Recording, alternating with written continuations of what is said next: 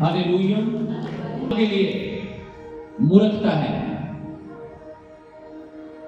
क्रूस की कथा नाश होने वालों के लिए मूर्खता है, परंतु उद्धार पाने वालों के लिए परमेश्वर की सामर्थ है।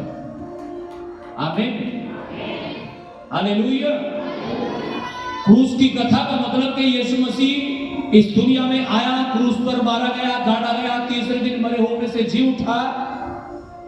जिसे नाश होना है उनके लिए तो मूर्खता की बात है। कैसी बात है? मूर्खता। हालेलुया। लेकिन जिन्हें उद्धार पाना है, विश्वासी लोग, मैं और आप, हमारे लिए क्या है ये? हाँ जी, हमारे लिए क्या है? परमेश्वर की सामर्थ। कौन सी कथा? क्रूस की। क्योंकि बाइबल में लिखा है यीशु के कोड़े खाने से हम चंगे हो चुके हैं। वो दंड, वो पीड़ाएं जब मुझे और आपको सहन करनी थी, वो यीशु ने अपने ऊपर ले ली। वो सजा अपने ऊपर ले ली, वो मृत्यु अपने ऊपर ले ली, वो दंड अपने ऊपर ले लिया, ताकि मैं और आप आजाद हो जाएं। आमीन, हालेलुया, हालेलुया। क्रूस की कथा नाश होने वालों के लिए क्या है? मूर्खता। बहुत सारे लोग ठान लेते हैं ना अपना नाश होना, कितना समझा लो, कितना कुछ कर लो, हालेलुया, करेंगे फिर भी वही जो उन्हें करना। और कुछ लोग तो ये कहते हैं भाई सुनो, सब्री करो अपने, जबकि बाइबल में लिखा है सबसे अधिक धोखा कौन देता है? मन। लिखा सबसे अधिक रक्षा किसकी कर? अपने मन की, क्योंकि ये सबसे ज्यादा धोखा देने वाला है। हालेलुया। क्रूस की कथा नाश होने वालों के लिए क्या है? मूर्खता।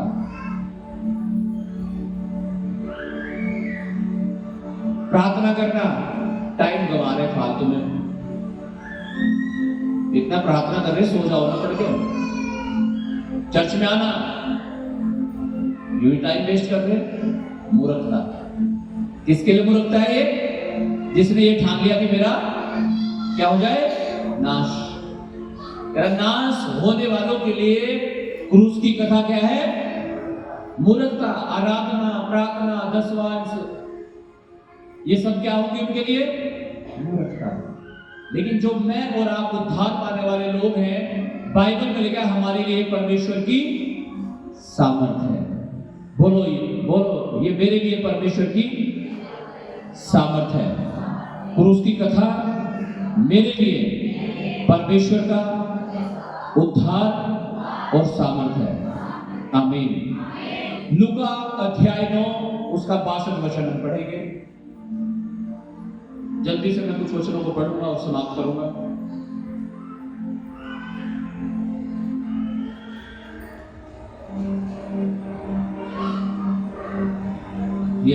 लूका अध्याय 9 वचन 62।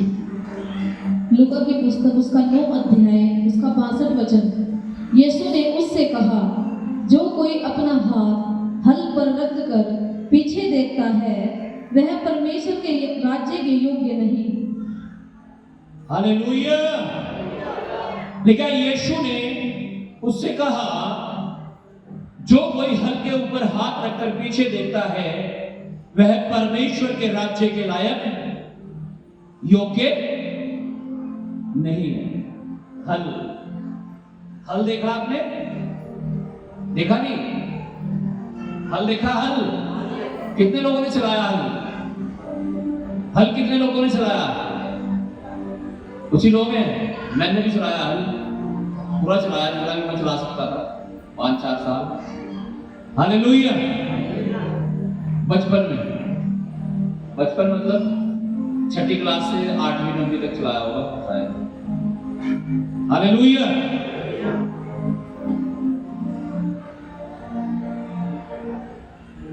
तो क्या होता है जब हल जोतते हैं? ऐसा उदाहरण क्यों दिया? यीशु ने कहा, जो हल के ऊपर हाथ रखकर पीछे देखता है, मेरा चेला होने के योग्य नहीं हो, परमेश्वर के राज्य के योग्य नहीं है। हल क्या है? हालेलुया।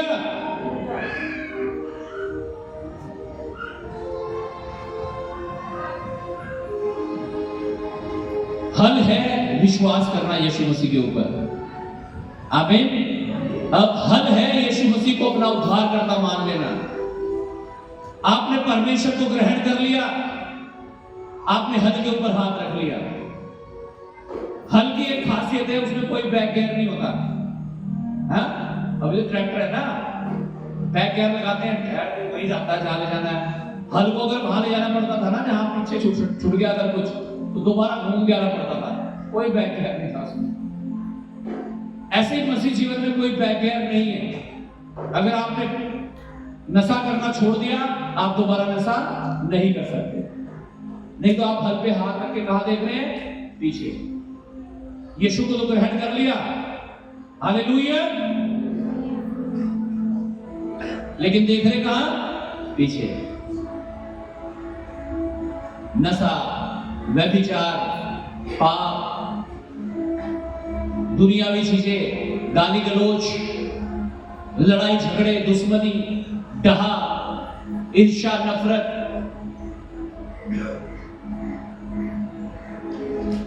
हालेलुया। यीशु मसीह कह रहा है, जो कोई हल के ऊपर हाथ रखकर पीछे मुड़कर देखता है, कह रहा वो मेरे लायक, मेरे योग्य नहीं है, वो परमेश्वर के राज्य के लायक, योग्य नहीं।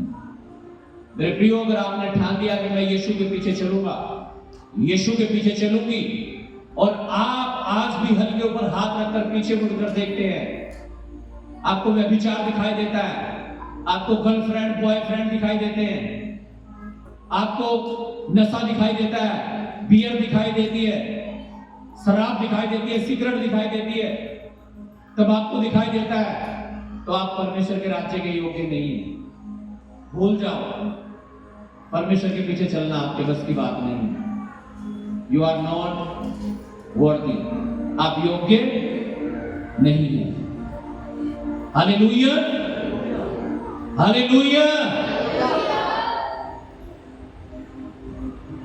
आमीन।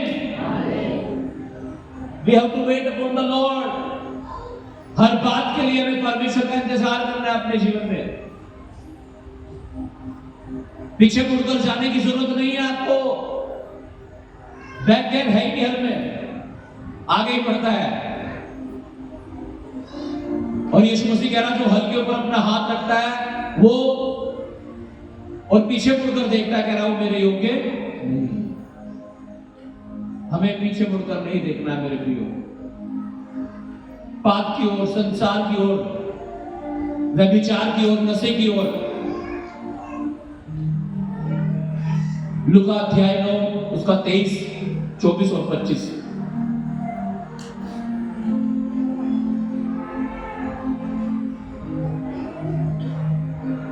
यस, लूका की पुस्तक उसका 9 अध्याय उसका 23 वचन।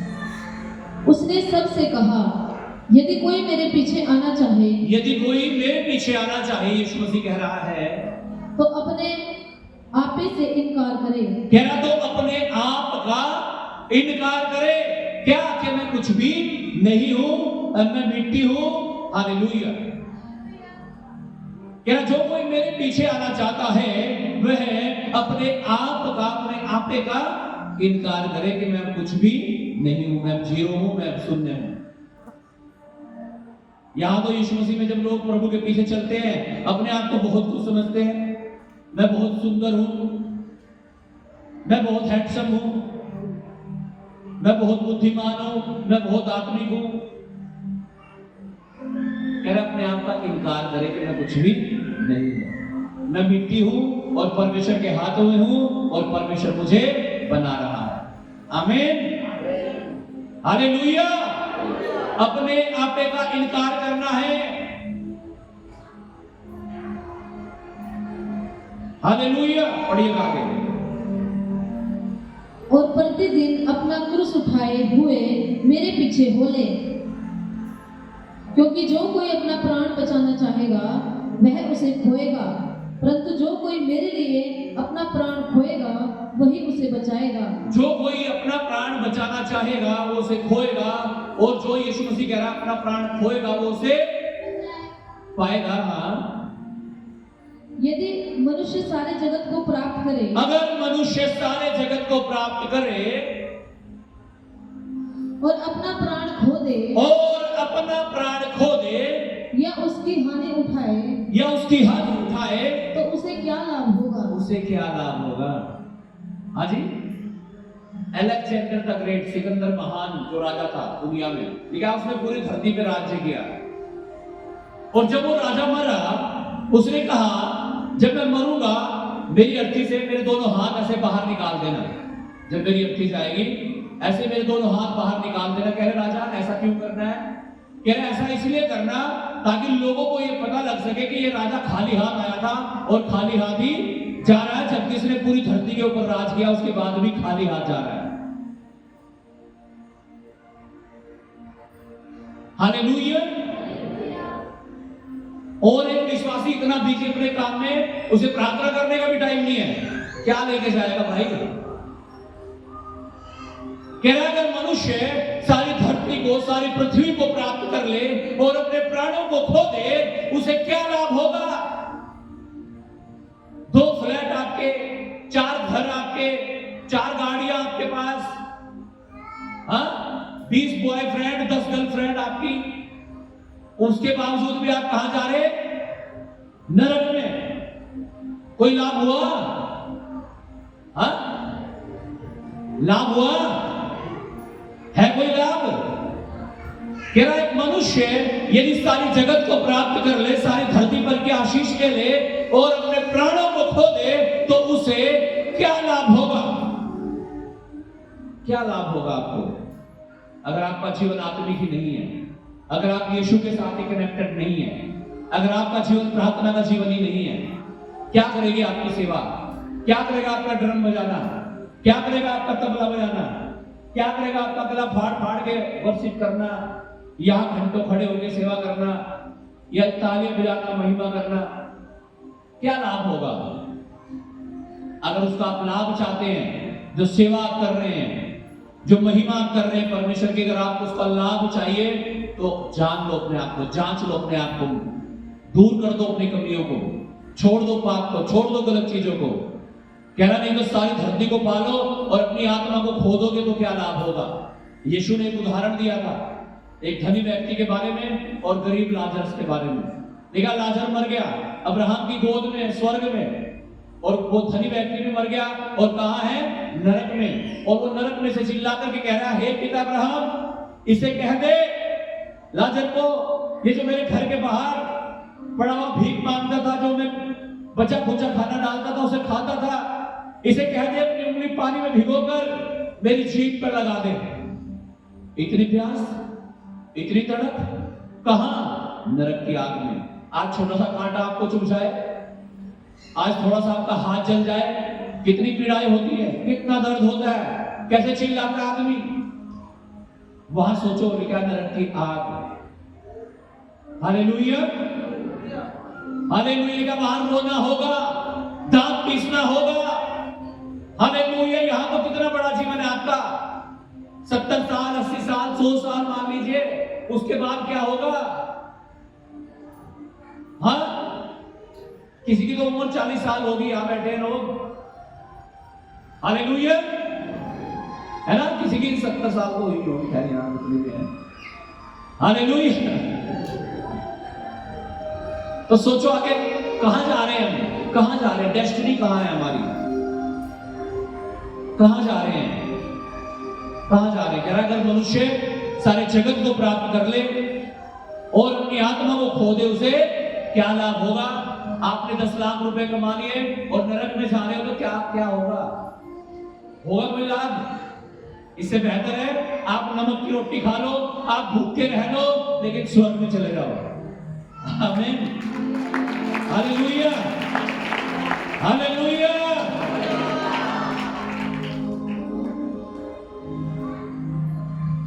स्वर्ग में चले जाओ, क्या लाभ होगा? क्या लाभ होगा सेवा करने से? हाँ, हालेलुया।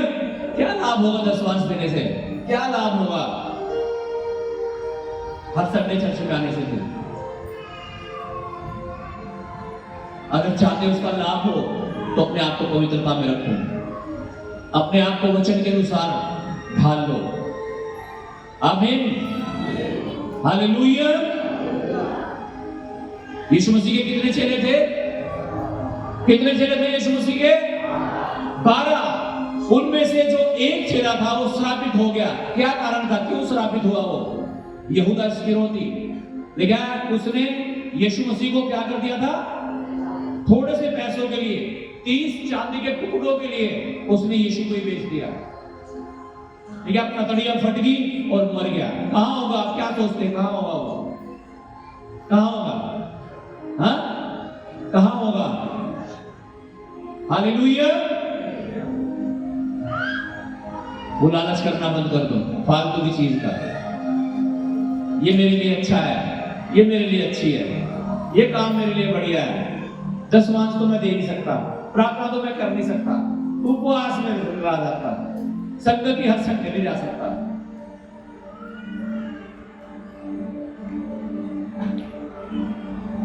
बीड़ी की छूटने की बस सब कुछ छूट जाएगा, तंबाकू छूटने का। बियर ही तो पी रहा, जूस है ये तो। हाँ, क्या जूस? व्यभिचार थोड़ा ही कर रहा, गर्लफ्रेंड ही तो है, बात तो कर रहा है। यीशु मसीह कह रहा तेरे, क्या कह रहा? तेरे मन में, हाँ, क्या कर चुका है तू? व्यभिचार कर चुका है। अगर तू किसी स्त्री पर कुदृष्टि डाले तो, कुदृष्टि तो दूर की बात, तुमने तो अपनी पत्नी सोच लिया, किसी ने अपना पति सोच लिया होगा। हालेलुया। इसलिए तो लिखा है सबसे अधिक किसकी रक्षा कर? अपने मन की। आमीन, हालेलुया, हालेलुया। सबसे अधिक अपने मन की रक्षा कर। जीवन का मूल स्रोता तो ये मन है। मन, मन।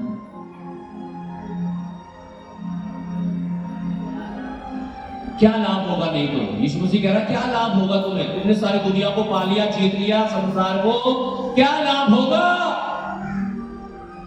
जब जा तो रहे नरक में, तुम फायदा क्या होगा फिर? क्या यीशु मसीह क्रूस पर इसलिए बलिदान हो गया क्या कि आप नरक में चले जाओ? हाँ? ना ना ना ना। किस लिए बलिदान हुआ? ताकि हम उद्धार पाए और परमेश्वर के पास पहुंचे। आमीन, हालेलुया। यीशु ने कहा दरवाजा मैं हूं, द्वार मैं हूं, जो कोई मेरे भीतर से प्रवेश करेगा वो कहां जाएगा? पिता के पास, स्वर्ग में। आमीन, हालेलुया। तो अपनी सारी मेहनत को बेकार मत करो। हालेलुया। अपने समर्पण को, अपनी जिंदगी को, अपनी सेवाओं को, अपनी प्रार्थनाओं को बेकार मत करो। हालेलुया। अब सोच लो आपको आग जलानी है, क्या करनी है? आग जलानी, आपको कुछ पकाना है। चूल्हे में आपने आग जलानी शुरू करी, मुश्किल से कोई कागज ला रहा, कोई पन्नी ला रहा। मैं देखता रहता हूँ यहाँ ऐसा चलता रहता प्रोग्राम अक्सर चर्च में ना, शाम की मीटिंग होती है अक्सर, तो कोई पन्नी ला रहा ढूंढ के, उससे भी नहीं जल रही। कोई गन्ने के खेत में जाके पत्ती उतार के ला रहे, भाई ये लिया, उसमें देखो तब भी नहीं जल रही। कोई पन्नी ला रहा, कोई कुछ ला रहा है, तो उससे देख लो, कोई तेल डाल रहा। फिर मुश्किल से आग जला रहे। सोचो आग जल गई, चलो ठीक है। अब क्या किया? बढ़िया आग जल गई, एक बाल्टी पानी की भरी और वो डाल दियो, पका लो। पकेगा कुछ? क्यों? पहले ही आप मुश्किल से ऊपर से पानी डाल दिया। मतलब आपका जीवन प्रार्थना का जीवन नहीं है। मुश्किल से पास्टर ने कह के, प्रचार सुन के, घर वालों ने कह के आपकी प्रार्थना का जीवन शुरू कराया। हाँ, आप प्रार्थना करने लगे, बहुत अच्छी बात है, आग जल गई या नहीं, लेकिन फिर क्या कर दिया? पानी डाल दिया। क्या लाभ होगा? यीशु मसीह कह रहा है क्या लाभ होगा अगर मनुष्य सारे जगत को प्राप्त कर ले और अपनी आत्मा को खो दे, तो उसे क्या लाभ होगा? हो गया पूरा ये वचन 25 तक पढ़िए।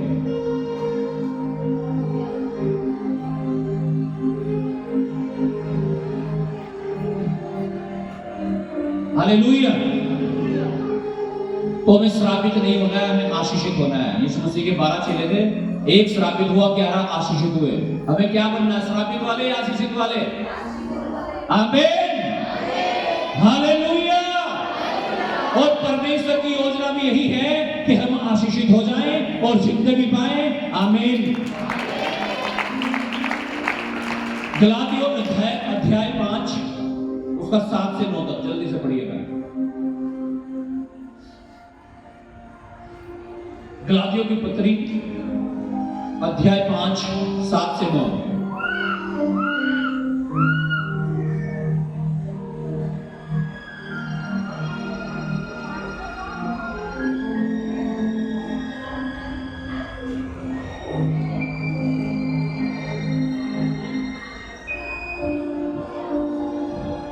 गलातियों की पुस्तक उसका 5 अध्याय और उसका 7 वचन। तुम तो भली भांति दौड़ रहे थे, तुम तो भली भांति दौड़ रहे थे, अब किसने तुम्हें रोक दिया? किसने रोक दिया तुम्हें? तुम तो बढ़िया चल रहे थे प्रभु में, प्रार्थना कर रहे थे, आराधना कर रहे थे, महिमा कर रहे थे प्रभु की। कौन सा भूत बढ़ गया तुम्हारे अंदर? किसने रोक दिया तुम्हें? हाँ, कि सत्य को न मानो, सत्य को ना मानो, झूठ में चल पड़े। हालेलुया। मक्कारी पे चल पड़े, गलत चीजों में चल पड़े। हालेलुया। कह रहा तुम तो अच्छे खासे चल रहे थे। हाँ, पढ़िएगा। ऐसी सीख तुम्हारे बुलाने वाले की ओर से नहीं। थोड़ा सा खमीर सारे गुंदे हुए आटे को खमीर कर डालता है। कह रहा ऐसा परमेश्वर की तरफ से तो बिल्कुल नहीं हो सकता। परमेश्वर किसी को भी नाश होने के लिए नहीं चाहता, लेकिन कह रहा है कि थोड़ा सा खमीर सारे गुंदे हुए आटे को खमीर कर डालता है। सारे गुथे हुए आटे को क्या कर देता है? खमीर। थोड़ा सा पाप, थोड़ा सा पाप, छोटा सा, इंदा सा, बिल्कुल इतनी सी, है ना, वो ही क्या बना देता है हमें? पापी। आदम और हवा ने क्या, कौन सा गला काट दिया था किसी का? हाँ, क्या कर दिया था उन्होंने? हैं? फल ही तो खाया था जी। फल तो खाते हैं ना हम सब भी, है ना। बहुत सारे लोगों को लगता है मैंने क्या कर दिया ऐसा। हाँ, उन्होंने भी क्या किया था? फल ही तो खाया था यार, है ना। बात ये नहीं है कि क्या कर दिया, बात ये है कि आज्ञा को तोड़ दिया। Hallelujah, hallelujah. क्या तोड़ दी उन्होंने? आज्ञा तोड़ दी, इसलिए दंड मिला उन्हें, और भयानक दंड मिला। ऐसा दंड मिला आज तक मैं और आप भी उसे भुगत रहे हैं, आज तक भी, आज तक भी। Hallelujah, hallelujah. क्या तुम तो अच्छे खासे चल रहे थे, दौड़ रहे थे, थोड़ा सा खमीर, थोड़ा सा झूठ, थोड़ा सा तंबाकू, वो छोटी सी सिगरेट, है ना, छोटा सा चोरी। चोरी किसे कहते हैं? आप ये बताओ मुझे। हाँ जी, चोरी किसे कहते हैं आप? चोरी वो होती है जो सबके सामने नहीं कर सकते, हैं? उसी तो चोरी कहते हैं ना। पास्टर जी फोन पकड़ा लिया इसका, चोरी से फोन रख रखा था, है ना। कैसे रख रखा था फोन? क्या फोन रखना पाप है क्या कुछ? लेकिन चोरी से रख रखा था ना, वो गलत था। Hallelujah, hallelujah. चोरी, चोरी। इसलिए कभी वो काम मत करना जो आप सबके सामने नहीं कर सकते, है ना। छुप छुप के क्या करता है इंसान? चोरी, सिगरेट पी रहा कोई बियर पी रहा, कोई दारू पी रहा, कोई व्यभिचार कर रहा, कोई कुछ कर रहा, छुप छुप के, कोई नहीं देख रहा। अरे वो तुम्हारा बाप देख रहा सबका। उसी तो चाहिए तुम्हें चंगाई, उसी से तो आशीष चाहिए, उसी वही तो स्वर्ग में लेके जाएगा तुम्हें। हालेलुया। उससे बढ़कर है कोई हमारे लिए? तो उसके सामने हमें अपने आप को क्या रखना है? पवित्र रखना है, पाक और साफ रखना है। आमीन, हालेलुया, हालेलुया। ठीक है, थोड़ा सा खमीर पूरे गूंथे हुए आटे को क्या कर देता है? खमीर कर देता है। थोड़ा सा पाप, छोटी सी गलती आपको पापी बना देती है, हमें पापी बना देती है। इसलिए हमें बहुत ही सावधान रहने की जरूरत है। पढ़िएगा आगे वचन 9 तक हो गया, 6 अध्याय उसका 7 से 10 तक पढ़िएगा। गलातियों की पुस्तक उसका 6 अध्याय उसका 7 वचन। धोखा न खाओ, धोखा न खाओ, परमेश्वर ठट्ठों में नहीं उड़ाया जाता, परमेश्वर ठट्ठों में नहीं उड़ाया जाता, क्योंकि मनुष्य जो कुछ बोता है, मनुष्य जो कुछ बोता है वही काटेगा। हाय हाय, जब बोलता है ना, जब तो हादसा लगता होगा, है ना, है ना। जब आज इंसान दारू पी रहा ना, तब तो बहुत मजा आता होगा सर, और पी रहा, थोड़ी सी रात, थोड़ी सी और पी ले, यूं पता नहीं फिर नाली में पड़ेगा, है ना, फिर नाली में भी गिरेगा ना। कह रहा धोखा ना खाओ, परमेश्वर ठट्ठों में नहीं उड़ाया जाता।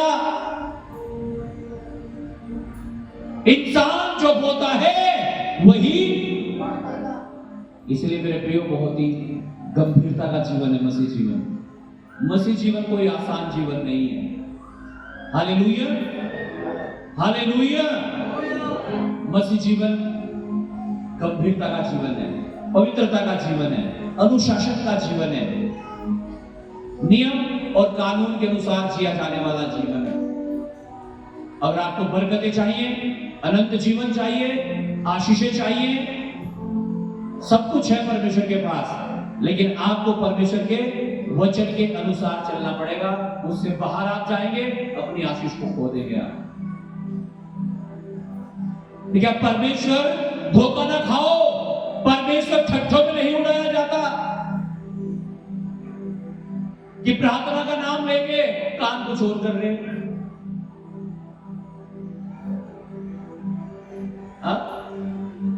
हालेलुया। चर्च के बहाने जा रहे कहीं और, परमेश्वर ठट्ठे में उड़ाया जाता भाई।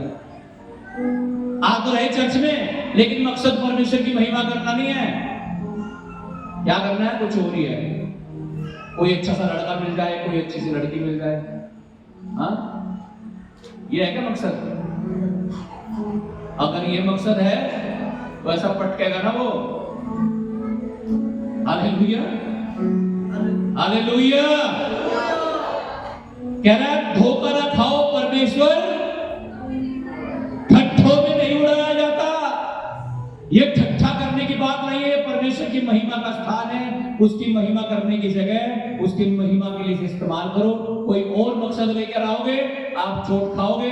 हालेलुया, आप गड्ढे खोदोगे, उनमें गिरोगे, परमेश्वर का नाम भी क्या करोगे? बदनाम करोगे।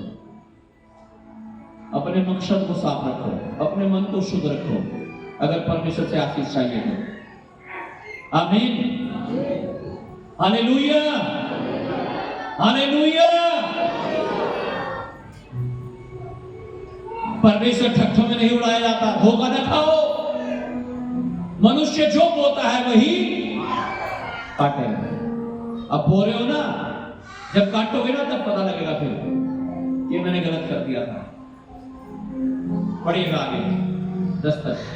क्योंकि जो अपने शरीर के लिए बोता है, जो अपने शरीर के लिए बोता है, वह शरीर के द्वारा विनाश की कटनी काटेगा। वो शरीर के द्वारा विनाश की कटनी काटेगा। अभी तो बढ़िया लग रहा होगा, दारू बको हुआ, है ना, तंबाकू, बियर, व्यभिचार, अभी तो अच्छा लग रहा होगा, लेकिन जब वो विनाश की, जब वो फसल तैयार हो जाएगी ना और वो कटने का टाइम आएगा, तब बड़ा दुख होगा, बहुत दुख होगा, फिर बहुत दुख होगा, बहुत दुख होगा। फिर क्या जो शरीर के द्वारा होता है वो शरीर के द्वारा विनाश की कटनी काटेगा। हाँ, और जो आत्मा के लिए बोता है, जो आत्मा के लिए बोता है, सच्चे मन से उसकी महिमा करता है, आराधना करता है, प्रार्थना करता है, सेवा करता है, वह आत्मा के द्वारा अनंत जीवन की कटनी काटेगा। वो आत्मा के द्वारा अनंत जीवन की कटनी काटेगा। आमीन,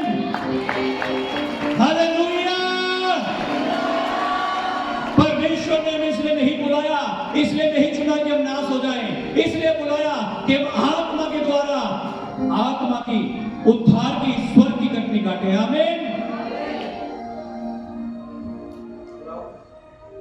पढ़िए। 9 वचन, हम भले काम करने में साहस न छोड़े। हम भले काम करने में साहस न छोड़े। बुरे की तो सोचना भी मत भाई, भले ही भले करना। हाँ जी। क्योंकि यदि हम ढीले न हो तो ठीक समय पर कटनी काटेंगे। सब जन कहें कलीसिया आमीन।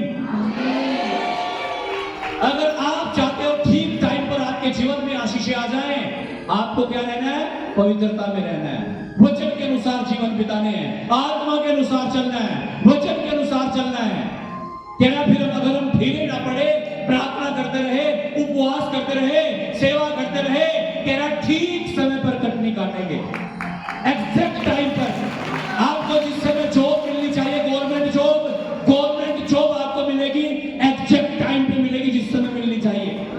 आपके बिजनेस में सफलता बिल्कुल एग्जैक्ट टाइम पे मिलेगी, आपको नौकरी बिल्कुल एग्जैक्ट टाइम पे मिलेगी, ठीक समय पर। आपका बिजनेस ठीक समय पर शुरू होगा, आपको नौकरी ठीक समय पर मिलेगी, आपकी शादी, आपका विवाह ठीक समय पर होगा। कब? जब आप अपने दिमाग को नहीं चलाओगे, तब। Hallelujah, hallelujah. कह रहा तुम समय पर क्या करोगे? कटनी काटोगे, ठीक समय पर। ऐसा लिखा है। आमीन। ठीक समय पर आपको चंगाई मिलेगी, राइट टाइम जो परमेश्वर का है। अगर आप पवित्रता में चलेंगे, अच्छी चीजों को अपने जीवन में करेंगे, पाप को दूर करेंगे। आमीन। परमेश्वर के वचन में लिखा, हम पाप के कर्जदार नहीं कि शरीर के अनुसार दिन काटे। हाजी, हम पाप के शरीर के कर्जदार नहीं कि शरीर के अनुसार दिन काटे। शरीर क्या कहता है? कहां खींचता है? पाप की ओर, व्यभिचार की ओर, नशे की ओर, गलत चीजों की ओर। आत्मा कहां ले जाता है? प्रार्थना की ओर, उपवास की ओर, वचन की ओर, संगति की ओर। आमीन। तो हम शरीर के कर्जदार नहीं कि शरीर के अनुसार दिन काटे। हम किसके कर्जदार हैं? आत्मा के, वचन के। इस वचन के अनुसार दिन काटने हैं। आमीन। God bless you. प्रभु आप सबों को बहुत आशीष दे। अपने स्थानों पर खड़े हो जाएं, अपनी आंखों को बंद करें, अपने हाथों को उठाकर प्रार्थना करें, पश्चाताप करें, तौबा करें। जो चीजें छोड़ दी हैं उन्हें छोड़ दो। अभी भी समय है, अभी भी टाइम है, परमेश्वर दया कर देगा आपके ऊपर। हालेलुया। अभी भी सुनो, कहता है अभी भी सुनो। अपने वस्त्र नहीं, कह रहा अपने मन को फाड़ कर परमेश्वर के सम्मुख आ जाओ। अपनी आंखों को बंद करके, अपने हाथों को उठा करके सब जन अंगीकार करें, पश्चाताप करें, तौबा करें और परमेश्वर से कहें, परमेश्वर मुझ पापी पर दया कर, मेरे गुनाहों को मिटा दे, मुझे शुद्ध और पवित्र कर। मैं तेरी बेटी बनकर, तेरा बेटा बनकर जीना चाहता हूं। मेरे परमेश्वर, मेरे गुनाह जो लाल रंग के हैं, अर्गवानी रंग के हैं, उन्हें अपने लहू से धो और मुझे शुद्ध और पवित्र कर दे। सब जन अपने हाथों को उठाकर, अपनी आंखों को बंद करके अंगीकार करें, पश्चाताप करें, तौबा करें, माफी मांगे सब परमेश्वर से। अपने हाथों को उठा करके एवरीबॉडी, हर एक जन पश्चाताप करो, तौबा करो और कहो, खुदावंद मुझे क्षमा कर, खुदावंद मुझे योग्य बना, ताकि मैं अपना हाथ हल पर रखकर पीछे न देखने पाऊं, पीछे न मुड़ने पाऊं। हे परमेश्वर, मैं योग्य होने पाऊं। सब दिन प्रार्थना करो, बोलो मैं योग्य होने पाऊं, मैं योग्य होने पाऊं अनंत जीवन के, मैं योग्य होने पाऊं उद्धार के, मैं योग्य होने पाऊं तेरा बेटा तेरी बेटी बनने के, मैं योग्य होने पाऊं तेरी सेवा करने के, मैं योग्य होने पाऊं आराधना करने के, मैं योग्य होने पाऊं प्रार्थना करने के, मैं योग्य होने पाऊं परमेश्वर। आज मुझे छू ले मेरे पिता, मुझे अपने लहू से धोकर पवित्र कर दे पिता। सब छू रहा है। वो अपने वस्त्र नहीं, अपने मन को फाड़ कर उसके सम्मुख आ जाओ, तौबा कर लो, पश्चाताप कर लो और वादा कर लो, खुदावंद मैं आज के बाद फिर से गुनाह ना करूंगा, फिर से नशा ना करूंगा, फिर से व्यभिचार ना करूंगा, मैं तेरी सेवा करूंगा, मैं तेरी महिमा करूंगा, मैं तेरे नाम को ऊंचा करूंगा। आज परमेश्वर का आत्मा आपको छूना चाहता है, आज परमेश्वर का आत्मा आपके अंदर आना चाहता है।